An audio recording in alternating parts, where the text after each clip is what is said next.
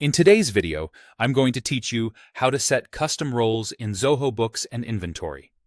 By the end, you'll know how to tailor permissions so each team member sees only what they need, keeping your data secure and your workflows clean. Let's start in Zoho Books. First, sign in and click the settings icon in the top right. Open Users and Roles, then choose Roles. Here, click New Role to create one from scratch. Give your role a clear, descriptive name and add an optional description so teammates understand its purpose at a glance. Next, select the modules this role can access, like sales, purchases, banking, or reports.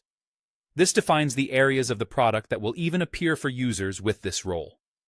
To go deeper, click More Permissions. This is where you fine-tune what people can actually do within those modules. Decide whether they can view records only, or also create, edit, or delete them. Take a moment to think about least privilege access. Grant only the permissions required for the job. When you're satisfied, click Save to create the role. A quick note: custom roles are available only on certain paid plans, so if you don't see the option, check your subscription or ask your admin. Now assign that role to users in Zoho Books. Still under Settings, go to Users and Roles, then Users. Select the user you want, click Edit, and choose your new custom role from the Role dropdown. Save your changes, and the user's access updates immediately. This is perfect when you want someone to work on invoices and estimates while keeping them out of banking or company settings. Let's switch to Zoho Inventory.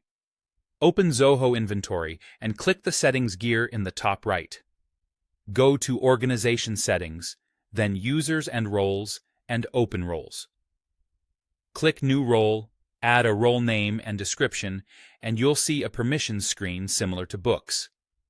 Choose which modules the role can access, such as Contacts, Items, Sales, Purchases, Reports, or Settings, and then set the permission level for each one.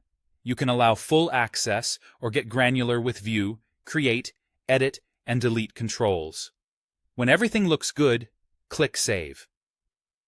To assign the role in Inventory, return to Organization Settings, Users and Roles, then Users.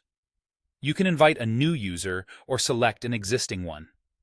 In the user form, choose the role you just created, then send or save the changes. With this, you can confidently separate duties across teams handling items, orders, and financial actions, while preserving control and compliance.